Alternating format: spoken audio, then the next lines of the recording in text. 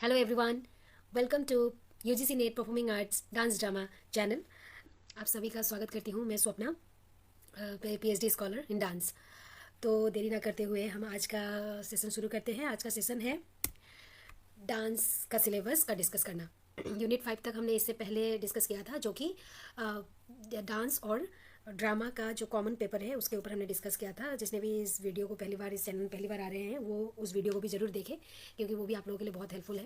पहले उसको एनालिसिस की बहुत अच्छी तरीके से हमने एनालिसिस किया है। आप लोग सभी लोग उसको उसको भी देख सकते हो, उस वीडियो को भी। इस वीडियो के नीचे मैं उस वीडियो का लिंक भी डाल दूँगी डिस्क्रिप्शन में।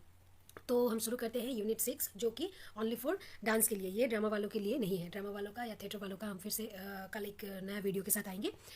आज हम पढ़ते हैं डांस का सिलेबस, जो पेपर 3 वाला है ना।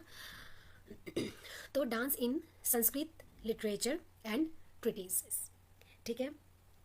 अ brief study of references to dance in the works of Kalidasa, Bhasa, Shudraka and others, ठीक है। एक ब्रीफ स्टडी करना है हमें कालिदास, भास, शूद्रका एंड अदर्स। ये हम डांस के जो लोग हैं उनके लिए थोड़ा सा डिफिकल्ट होता है, क्योंकि हमने इसके बारे में उतना ज़्यादा नहीं पढ़ता। हम अगर मास्टर्स करते भी हैं डांस में, तो हमें इतना ज़्यादा, बहुत सारी यूनिवर्सिटी में शायद ही पढ़ाया जाता हो, बहुत सारी यूनिवर्सिटीज़ में ये पढ़ाया नहीं जाता है इनके बारे में, तो इतना नहीं पता होता है। बट हमारा जो ये थिएटर वाले हैं उनको बहुत क्लियरली इसके बारे में पढ़ाया जाता है। तो हमें, डांस वालों को भी हमें इनके बारे में पढ़ना बहुत ज़रूरी है। इनके जो भी बुक्स है ना, इनके जो भी इनका जो भी लिखा हुआ पोएट और महाकाव्य है, उनको पढ़ना बहुत ज़रूरी है। जैसे कि मैं आप लोगों को एक एग्जाम्पल के साथ समझाती हूँ।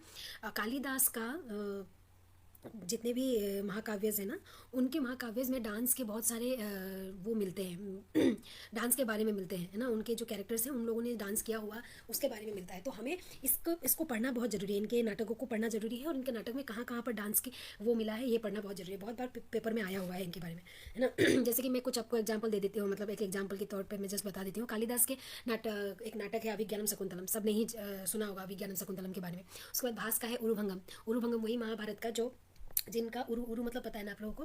हाँ, थाई को तोड़ा जाता है, तोड़ते हैं ना भीम।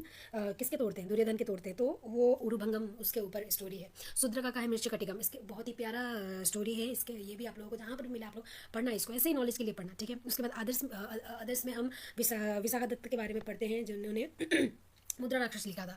तो इस तरीके से और भी राइटर्स हैं जिनके बारे में हमें थोड़ा बहुत पढ़ना पड़ता है। थोड़ा बहुत नहीं, मतलब बहुत ज़्यादा ही पढ़ना पड़ता है इनके बारे में भी, है ना। उसके बाद हम दूसरे में आते हैं। ये है general understanding of the concept of relating to dance from text of ancient and medieval period, Natyashastra. Natyashastra के बारे में तो अब तक हमने बहुत सारी डिस्कस कर लिया है, तो आप लोगों को पता ही होगा, है ना। और आप लोग जानते भी होंगे। उसके बाद है अभिनय दर्पणम।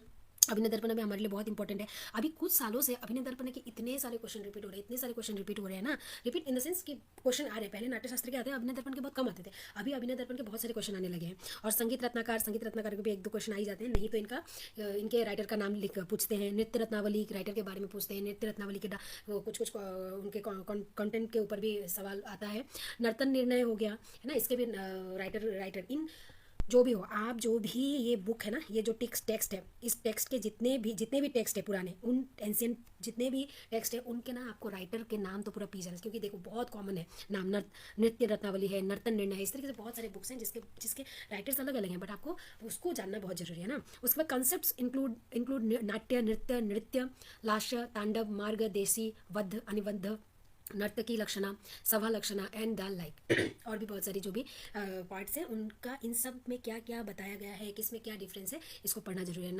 नृत्य के बारे में नाट्यशास्त्र में क्या बताया, अभिनय दर्पण में क्या बताया है ना। इसको जानना बहुत जरूरी है। नाट्य क्या है, मैंने उस वीडियो में बहुत अच्छे तरीके से बताया था। नृत्य क्या है, मैंने उस वीडियो में बहुत अच्छे तरीके से बताया था। उसके बाद नृत्य भी क्या है, मैंने उस बारे में भी बहुत अच्छे तरीके से आप लोगों को बताया था। उसके बाद लास्ट पता ही है, फीमेल है ना, जहाँ पे थोड़ा सा फीमेल वाला भाव जब आ जाता है उसको बोलते हैं लास्य। तांडव होता है जो मस्कुलिन वाला डांस, है ना, शिव जी जो करते थे। मार्ग मतलब पता है आप लोगों को, जो मार्ग मतलब क्या है, सिंपल से मार्ग मतलब रास्ता है ना, जिसमें हमें रास्ता दिखाया जाता है, जिसमें हमें एक पाथ मिलता है किसी मूवमेंट को करने का, है ना। जैसे कि नाट्यशास्त्र से फॉलो किए हुए जितने भी क्लासिकल मार्ग बोलते हैं उसको। देसी तो पता ही है, फोक, है ना। बद्ध, अनिबद्ध, नर्तकी लक्षण, सवा लक्षण, इन सब के बारे में भी हमें जानना बहुत जरूरी है। Also specific study of the पदास, हस्तस, चारीज, मंडलास एंड करनास एंड अंग उपांग एंड पतंग मूवमेंट्स, बहुत इंपॉर्टेंट है ये। मैंने पता है एक बार मैंने एग्जाम में करण सा 108 करण को याद कर लिया था।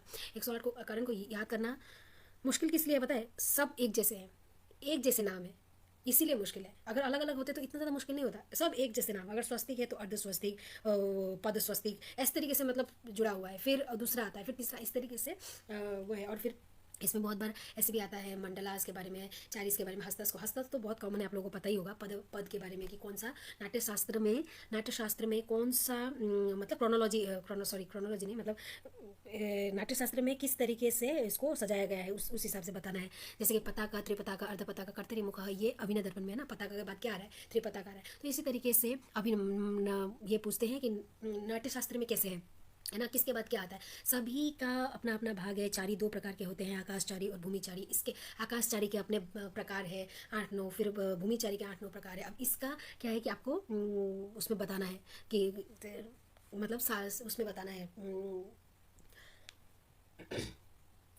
उस हिसाब से, मतलब सीक्वेंस में लगाना है। ठीक है, सीक्वेंस में बताना है कि कौन सा आगे है, कौन सा पीछे बाद में आया है, बाद में है, इस तरीके से लगाना है। अंग, उपांग, पतंग, ये तो पता ही है, पता ही होगा आप लोगों को, है ना। अंग अंग जो अंग, उपांग और प्रत्यंग के बारे में भी बहुत अच्छे तरीके से अभिनय दर्पण नाट्य शास्त्र में बताया गया है।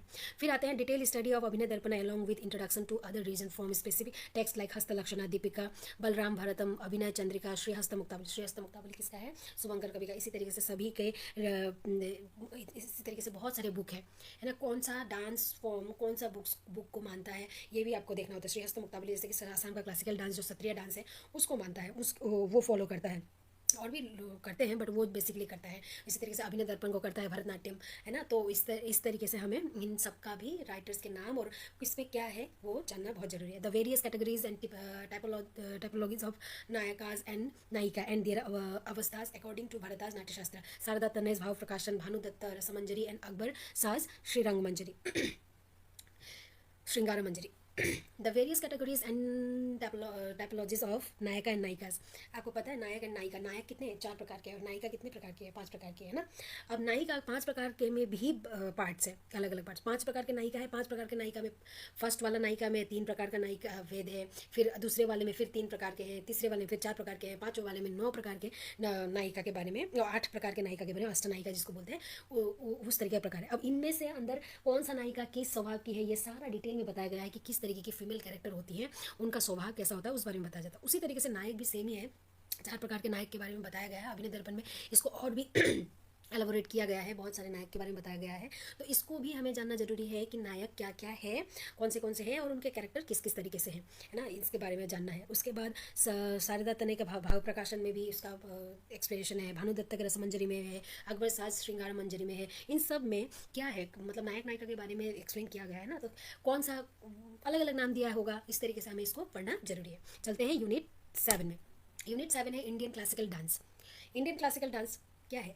8 इंडियन क्लासिकल डांस है ना, सबको पता है। उसका ओरिजिनल हिस्ट्री को आप पी लो, घोट के पी लो। उसके बाद उसके टेक्निक को पियो, है ना। उसके जो भी पायनियर्स हैं, उसके जो गुरुज हैं जिन्होंने इस डांस को शुरू किया, जो आज तक कर रहे हैं, उन सबको आप ये मत सोचना कि अरे आज की है इसके बारे में तो पूछा नहीं जाएगा। भाई उसी के बारे में पूछा जाता है एग्जाम में, तो आप छोड़ना मत जो जहाँ से है। और दूसरी बात, इसके कॉस्ट्यूम, बेसिकली ये कथकली, कुचिपुड़ी डांस, जो इन 2 डांस को और मणिपुरी डांस और ओडिसी डांस, ये 4 डांस को, इस 4 डांस के कॉस्ट्यूम को आप बिल्कुल, मतलब क्या बोलूँ, वही मेरा डायलॉग है, आप लोगों को पता चल ही चुका है अभी तक। हाँ, वही वाला डायलॉग आप बस रख लो अपने दिमाग में, है ना। भरतनाट्यम के भी मतलब ये जो 8 डांस है ना, डांस में एमए किया है आपने, डांस में ग्रेजुएशन किया है, डांस में आपने बहुत सारे डिग्रीज लिए हैं, डांस में आप अब क्या करने जा रहे हो, आप पढ़ाने जा रहे हो, आप असिस्टेंट प्रोफेसर के लिए एग्जाम देने जा रहे हो, आप आगे इसमें पीएचडी करोगे। इसका मतलब ये 8 डांस को ना आप अच्छे से अपने शरीर के अंदर डाल दो। भले ही आप मोहिनीअट्टम डांस से हो, बट आपको सभी डांस के बारे में जानना बहुत जरूरी है। ठीक है, आगे बढ़ते हैं, जल्दी जल्दी करते हैं, है ना। General understanding of major talas, Hindustani and Karnataki ताल के बारे में। तो हिंदुस्तानी ताल तो हमें बहुत सारे, हम इंस्ट्रूमेंट, कोई अगर इंस्ट्रूमेंट भी बजाता है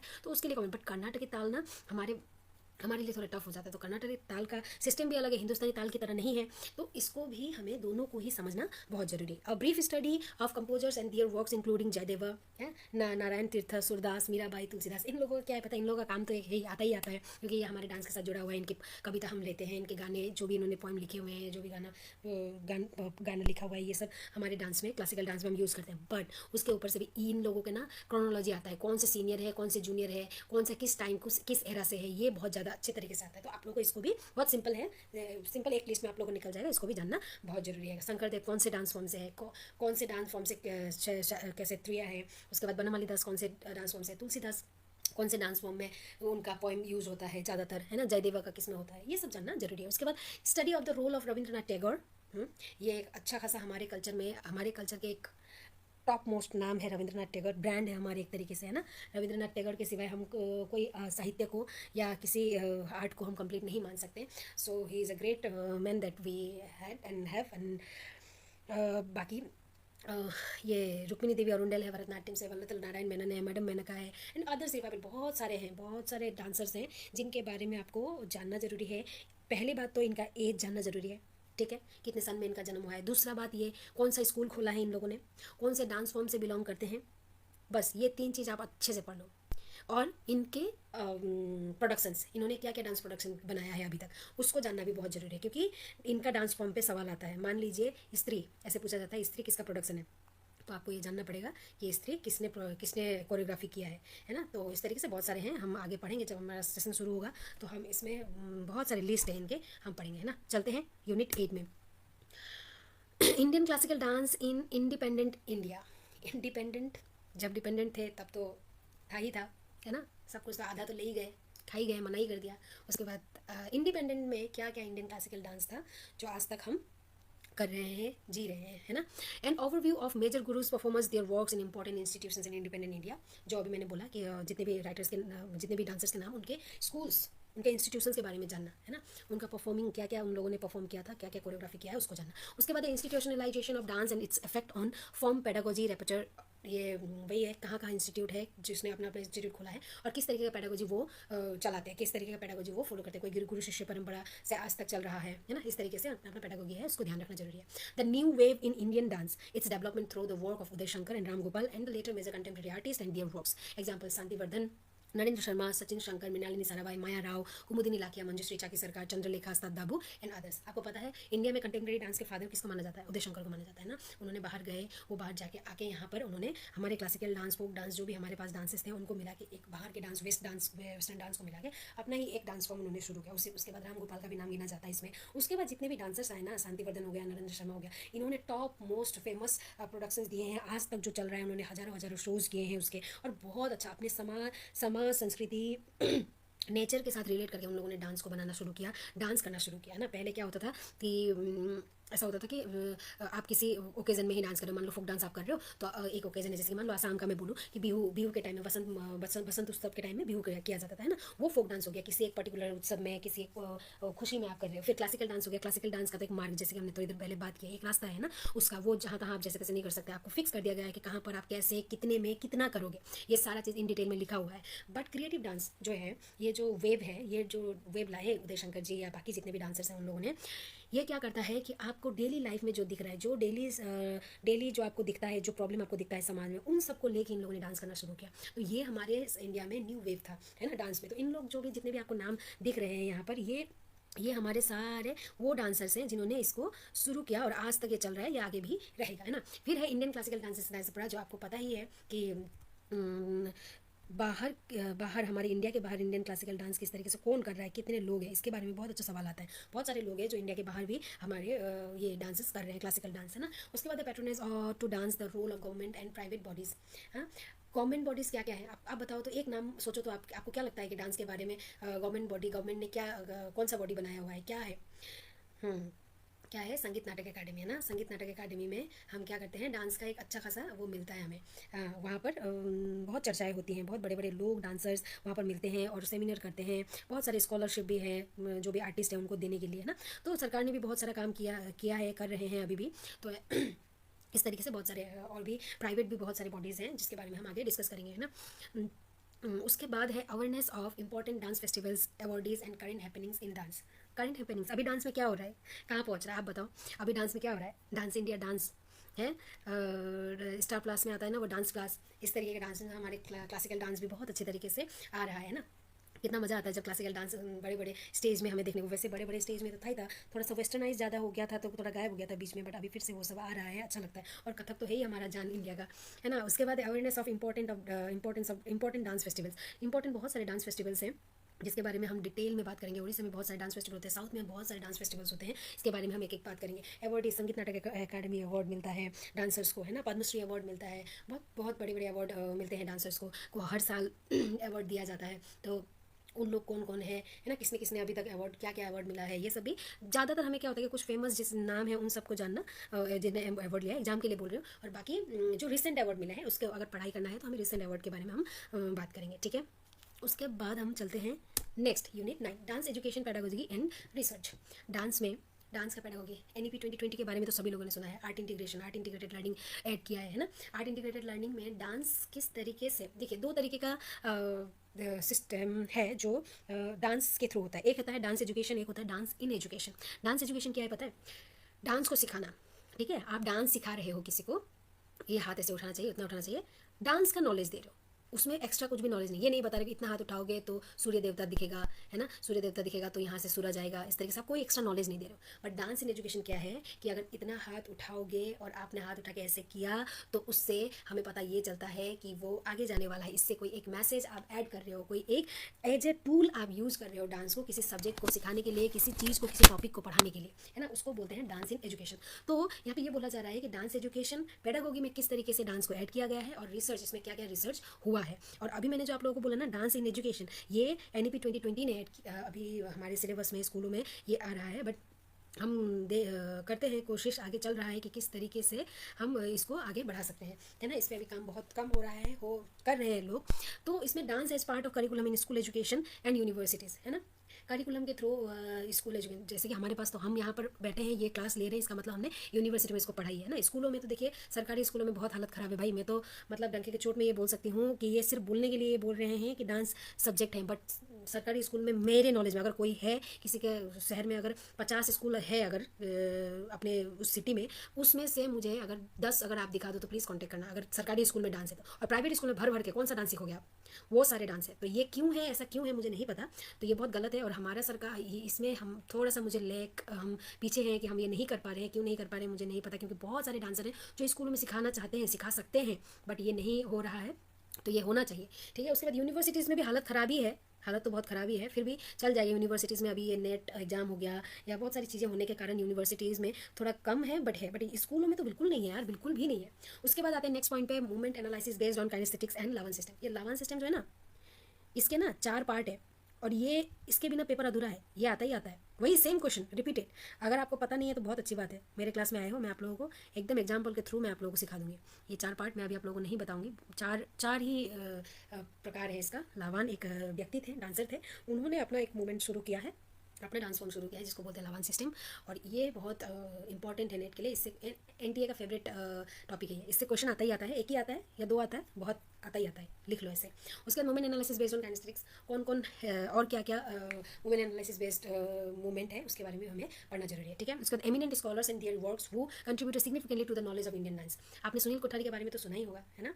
उसके बाद ये जितने भी लेखक हैं, है ना, जितने भी राइटर हैं, स्कॉलर्स हैं, इन लोगों ने बहुत ही मतलब क्या गोल्ड होता है ना, गोल्ड हमें प्रेजेंट किया है हम डांसर्स को। क्योंकि हमारे यहाँ पर लिखने वाले लोग कम होते हैं ना, आर्टिस्टिक एरिया में लिखने पढ़ाई करने वाले लोग कम होते हैं। बट ये जो जितने भी लोग हैं, जितने भी स्कॉलर्स हैं, इन्होंने बहुत अच्छी अच्छी बुक्स लिखे हैं, बहुत अच्छे अच्छे रिसर्च पेपर्स इन्होंने हमें दिया है, बस हमें पढ़ना है और काम करना है। तो ये जो भी हमारे ये गोल्डन स्कॉलर्स इनको हम हमेशा हमारी सलामी रहेगी, है ना। हम हमेशा सल्यूट करेंगे इनके कंट्रीब्यूशन के लिए। उसके बाद हम आते हैं कि inroads in dance training and research in India from the 1930s to the present, like applied areas of dance therapy, cross cultural training etcetera, है ना। ये भी इंपॉर्टेंट है। आपको पता है डांस थेरेपी होती है, आपको पता है कोई मरीज को डांस थेरेपी दिया जाता है। तो इसमें हम सबसे पहले नाम एक बार आया था नेट एग्जाम में, त्रिपुरा कश्यप जी का नाम आया था, वो डांस थेरेपी देती हैं। उसके बाद प्रीति पटेल भी है जो डांस थेरेपी देती है, और बहुत सारे हैं डांसर्स जो डांस थेरेपी देते हैं। इनके बारे में हम पढ़ेंगे, इनका सवाल आता है एग्जाम में, है ना। इसके बारे में पढ़ेंगे कि dance training and research in India किस तरीके से काम हो रहा है, किस तरीके का काम चल रहा है, इसके बारे में भी हम बातें करेंगे, ठीक है। उसके बाद लास्ट नॉट द लीस्ट चलते हैं हम यूनिट 10 पे, इंटरनेशनल डांस एंड इंटरेक्शंस। ये वही वाली बात है जो हमने उसमें पढ़ा था यूनिट 4 या 5 में, है ना, जो इंडोनेशिया, लाओस और जापान वगैरह का डांस पढ़ना पड़ता है। इसी तरीके से यहाँ पर भी हमें इंटरनेशनल डांस के बारे में पढ़ना पड़ता है, और साथ में क्या करना पड़ता है, उनके जो भी पाइनियर्स हैं, जो भी डांसर्स हैं, कोरियोग्राफर्स हैं, इनके बारे में पढ़ना हमें बहुत ज़रूरी होता है। सबसे पहले तो हमें इनका एज जानना होता है, क्योंकि ये क्रोनोलॉजी में आते हैं। फिर इनका प्रोडक्शन का नाम जानना होता है कि इन्होंने क्या क्या प्रोडक्शन किया है। तो ये 2 चीज़ हम इनके बारे में जान लेते हैं। और इन्होंने ना सबसे बड़ी बात पता है हमारे यहाँ पर क्या होता है, हमारे यहाँ पर डांसर्स है, सिंपल डांस करते हैं, अपना अपना स्कूल खोलते हैं, मजे से करते हैं, उसी को फॉलो करते हैं। यहाँ पर इनका क्या आता है पता है, ये वेस्टर्न में ये लोग अपना अपना टेक्निक बना देते हैं। हर कोई टेक्निक, जैसे लावान के बारे में बोला है ना, उसके मार्था ग्राहम है ना, इस तरीके से बहुत सारे डांसर्स हैं, कोरियोग्राफर्स हैं, जो क्या करते हैं, अपना अपना टेक्निक बना देते हैं। इसादुल्ला डंकन है ना, टेड स्वान है, ये बहुत सारे कोरियोग्राफर हैं, डांसर हैं, अपना अपना इन्होंने कुछ ना कुछ बनाया हुआ है, कुछ ना कुछ एक एक चीज़ें इन्होंने निकाला हुआ है। तो इनके बारे में हमें पढ़ना बहुत ज़रूरी है। तो ये बेसिकली कहाँ कहाँ से हैं, अमेरिका, रसिया और यूरोप के हमें बेले डांस और उनके क्लासिकल बैलेट के बारे में पढ़ना जरूरी है। ये सारे वेस्टर्न डांस तो हमें पता ही था ना कि बेले ही है ना, और तो ऐसा तो नहीं कि वो पता नहीं था। हाँ, वेस्टर्न डांस के बारे में, वेस्टर्न डांस मतलब क्या है, उनका फेमस डांस है बेले, और बेले के बारे में हमें जानना बहुत ज़रूरी है, क्योंकि बेले के बारे में सवाल आता है। उनका वो स्कर्ट को क्या बोलते हैं, उसको स्कर्ट को टूटू बोलते हैं, और उनके शूज़ हैं पॉइंटे शू है ना, जो वो लोग बेले में पहनते हैं। और हाँ, सबसे बड़ी बात इनका क्या है, इनका ना प्रोडक्शन है कुछ, स्वान लेक, द डाइंग स्वान, ये कुछ कॉमन है। अब ये सबसे इंटरेस्टिंग बात क्या है, ये बहुत युगों से 1836 में शुरू हुआ था एक डांस फॉर्म। वो डांस कोरियोग्राफी हर एक लोगों ने उसको रिपीट किया। अब सवाल आता है कि मान लो कि कोई ए है, इसने कौन से डांस किया है, कौन सा कोरियोग्राफी में काम किया है, ठीक है। अब वहाँ पर ऑप्शन दिया हुआ है स्वान लेक। अब स्वान लेक में वो जो नाम है, वो उसने ए ने उसे कभी ना कभी किया है, बी भी कभी ना कभी किया हुआ ही रहता है, सी भी, क्योंकि इतना कॉमन है ना ये स्वान लेक। ये 4-5 ही नाम है जो आपके मान एकदम गिनती से 6 होंगे, 6 में उसी में ही रिपीट होते हैं सारे ये डांसर, सारे लोगों ने, सारे कोरियोग्राफी ने, सारे डांसर्स ने इस पर काम किया होता है। तो इस तरीके का है, थोड़ा सा कन्फ्यूजन है, थोड़ा सा इंटरेस्टिंग है, मजा आता है जब हम स्टोरी के साथ पढ़ते हैं। और इनके कैरेक्टर्स के नाम आते हैं, जैसे कि स्वान लेक में कौन सा कैरेक्टर है, ड्राइंग स्वान में कौन सा कैरेक्टर है, इस तरह से कैरेक्टर्स के भी नाम आते हैं, ठीक है। उसके बाद emergence modern dance in the West and modern personalities involve, मैंने अभी बता ही दिया। उसके बाद influence of the West Indian dance in terms of production design, ठीक है, किस तरीके से प्रोडक्शन डिजाइन में इससे इन्फ्लुएंस हुए हैं, इसके बारे में पढ़ेंगे। तो आज के लिए इतना ही। Thank you so much for watching. हाँ, आपको अच्छा लगा, आपको ये फायदेमंद है, तो आप इसको सब्सक्राइब करके रखना, ताकि आगे बहुत सारे क्लासेस आएंगे। तो हमने शुरू किया, सेकंड ही है अभी हमने शुरू किया, हम शॉर्ट वीडियो भी शुरू करेंगे धीरे धीरे। जैसे ही ये सिलेबस वाला टर्म कल थिएटर वाला पढ़ेंगे, उसके बाद हमारा शुरू होगा क्लास के बारे में ना, एक एक करके हम छोटे छोटे वीडियो बना के आप लोगों को अपलोड करते रहेंगे। उसके लिए आप लाइक कीजिए, कमेंट कीजिएगा। फिर से बोलूँगी कि मैं भी सीख ही रही हूँ, मैं PhD स्कॉलर हूँ, मेरा नेट क्लियर हुआ है पिछले साल, मैं इस पर अभी पढ़ ही रही हूँ, इसलिए मैं आप लोगों को हेल्प के लिए वीडियो बना रही हूँ। ऐसा नहीं कि मैं बहुत जानती हूँ इसलिए वीडियो बना रही हूँ, ये बात नहीं है। मैंने जो स्ट्रगल किया, वो स्ट्रगल मेरे अभी बाद आने वाले लोगों को स्ट्रगल करना ना पड़े, इसीलिए बस ये मैं वीडियो बना रही हूँ। इसलिए जो भी गलती हुआ है, आप लोग मुझे बेझिझक बोल सकते हो, गाली मत देना, बस बोल सकते हो, सिखा सकते हो, मैं उसको करेक्ट करूँगी, करेक्ट करके फिर से कोशिश करूँगी और अच्छे से बना के लाने को, ठीक है। Thank you so much. Like, comment and subscribe. Bye bye.